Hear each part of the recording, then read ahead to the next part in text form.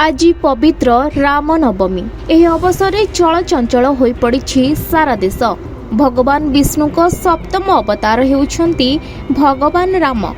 तेणु राम जन्म तिथि को श्रद्धालु माने राम नवमी रूपे पालन करिथांती। सेथिपाई राम नवमी उत्सव धर्म शक्तिर महिमा भल एवं खराब मध्यरे संघर्ष को दर्शाई थाए। हिंदू मानक पाई एही पर्वर महत्व अत्यंत गुरुत्वपूर्ण अटे।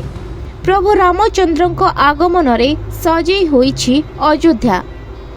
आज एक विशेष मुहूर्त रे उत्तर प्रदेश अयोध्या राम मंदिर रे घटिब अलौकिक घटना। राम नवमी अवसर रे रामलालांक सूर्य तिलक कराजिब। ए परिप्रेक्षी रे राम मंदिर रे प्रस्तुति एवं परीक्षा होईछि।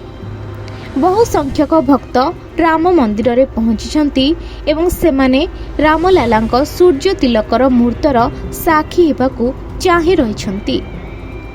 ए राम नवमी उत्सव संपर्क रे श्री राम जन्मभूमि तीर्थक्षेत्र कहिछि जे श्री राम जन्मभूमि मंदिर रे राम नवमी उत्सव चैत्र शुक्ल नवमी तिथि रे अति चमत्कार ढंग रे महा धूमधाम रे पालन कराजिबो। ट्रस्ट पक्षरु सूचना दिया जाइछि जे भुवन भास्कर सूर्य किरण रामलालांक कपाल को आलोकित करिवे।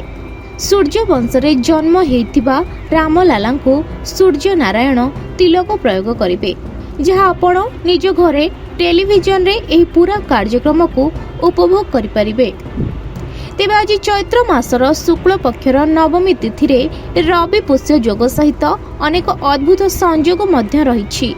एही जोगरे भगवान श्रीराम एवं तांको परिवार सदस्य पूजा कले भक्तों समस्त मनोकामना पूर्ण हेबा सहित सुख समृद्धि लाभ हेबो।